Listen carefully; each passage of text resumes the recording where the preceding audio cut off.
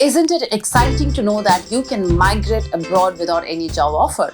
Well, if you're excited, then keep watching the video till the end, as I'll cover the top 10 countries where you can move without a job offer. Most of the countries today have got point-based immigration systems which choose the candidates based on their profile score, which is decided based on your age, education, language proficiency, and work experience. So on that note, let's dive into today's video. This is not in any particular order. So number 10 on my list is UK. Yes, there's a possibility to move to the UK without a job offer. First is called Global Talent Visa and second is High Potential Individual Visa. Global Talent Visa is for talented and promising individuals in specific sectors wishing to work in the UK. It replaced the Tier 1 Exceptional Talent Visa in Feb 2020. So you don't need any job offer, which is correct. However, you need to prove to an endorsing body that you are a leader or potential leader in your field, and only when an endorsing body is convinced based on the evidence that you have submitted, then only they will grant you endorsement letter but not the visa. Now, second is High Potential Individual Visa, which gives you the permission to stay in the UK for at least 2 years. This visa is open to those who have graduated from top global university as listed on the UK Home Office site, and qualifications must have been awarded in the 5 years before the date of your application. Again, none of the university from India is listed here, but if you're interested in the full list, you can check the link provided below. Now, number 9 is Canada. Canada covers several programs for immigrants to move to attract new residents. One of the most popular immigration programs is the Express Entry Scheme. However, this program is regulated by points-based system, and to qualify for this program, you have to be highly competent and have relevant experience in your particular field. Each of Canada's immigration program has its own set of requirements. However, there are few requirements that all permanent residency applications have in common, like you can collect points based on educational background, professional profile, your IELTS score, French language skills, and Canadian employment documentation. Number 8. New Zealand. New Zealand's skilled migration program called SMC was paused due to COVID, but it's restarted now. However, to qualify for this program, there's several criteria that you have to meet. If you meet this criteria, you can live in New Zealand for 2 years and then apply for resident visa. You can apply for skilled migration visa through their online system. Your profile will be reviewed and given points based on your age, education, experience, and if your profile is selected, you will get invitation to apply for visa.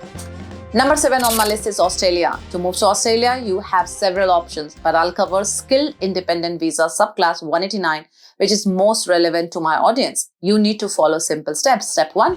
Check if your occupation is on the skilled occupation list. Number 2, check how many points you can collect. If you get 65, it means you are eligible. These points are based on age, education, English language, work experience, and marital status. Step 3, submit an expression of interest in skill set. Step 4, wait for invitation to apply for this visa. Step 5, gather your documents. Step 6, apply for visa within 60 days of invitation. Now, number 6 on my list is Dubai. The visa is called Job Exploration Visa, which is similar to UK's High Potential Individual Visa. The Job Exploration Visa is mainly introduced as a means to attract young talents and skilled professionals to explore job opportunities available in the country. The visa does not require a sponsor or a host and will be granted if the applicant meets the following requirements. Number 1, is classified in the first or second or third skill level as per the Ministry of Human Resources. Number 2, is fresh graduate of the best 500 universities in the world. Number 3, has a minimum educational level of a bachelor's degree or its equivalent. Number 5 on my list is Netherlands. If you come from a non-European country, you will need a temporary visa. Without a job offer, your visa options for being accepted to the Netherlands include self-employment visa and orientation yearly highly educated persons. Entrepreneurs who wish to implement their startups in Dutch are allowed a 1-year preparatory duration as they set up the company. To qualify for this visa, you need to prove that the area you want to explore is innovative and helpful to the country. Additionally, the government must rate you based on your experience in the area you intend to venture, comprehensive business plan, and how will the country benefit from your venture. The minimum score allowed to qualify is 30 on each parameter, while the maximum is 300.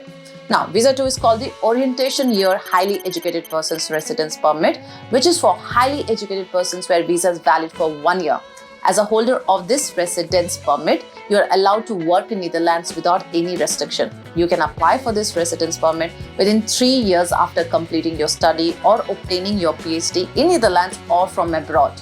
So one of the eligibility criteria is that when you graduated, if your university was in top 200 according to QS rankings, Times Higher Education ranking or Shanghai ranking consultancy, you can apply.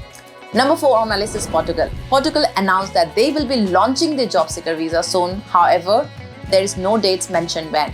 The visa has been introduced to cover the labor shortage and will be issued at the Portuguese consulate abroad. The applicant can only search for job opportunities in Portugal and not for jobs in other Schengen countries. There are no detailed qualifications and experience highlighted yet. The extension will be allowed if the candidate cannot sign an employment contract within the first available deadline. So keep an eye on Portugal's government website for future announcement. Now, number 3 on my list is Sweden. Sweden had recently announced job seeker visa, which means a visa category which allows you to come and reside in Sweden to look for work or start a business for 9 months. Now, let's look at the eligibility criteria. Number 1, you have completed studies corresponding to an advanced level degree like master's. Number 2, you must plan to seek employment or explore the possibility for starting your own business. Number 3, you must be able to support yourself during the period for which you are applying for a permit and have money to cover the cost of your journey home. Number 4, you have comprehensive health insurance valid for care in Sweden. Number 2 on my list is Austria. The visa is called Job Seeker Visa, which is given for 6 months to find a job. To be eligible for Job Seeker Visa, applicants need to score a minimum of 70 points out of maximum of 100 points based on the points criteria system, which includes age, education, qualification, language skills. Number 1 is Germany. The name of visa category is called Job Seeker Visa, which is a long-term residence permit which allows you to stay in the country for 6 months and look for a job. If at the end of 6 months you have found a place of employment, you will be given German work visa or a German work permit and you will be allowed to work and live there.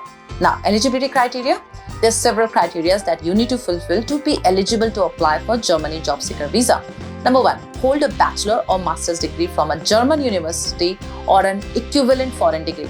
Number 2, few years of experience in your related field of study. Number 3, show proof that you have sufficient funds to cover your stay during the time you are in Germany. Number 4, have travel and medical insurance for your entire stay in Germany or until you get your work permit. Also, Germany recently announced the intention to launch the green card, but this is not yet implemented. So let's wait for further news on this from the German government. So with that note, we conclude today's video, but let me know in the comment section which country is your first priority in terms of future migration. Thanks for watching the video till the end, and I'll see you guys soon with my next video. Till then, keep learning.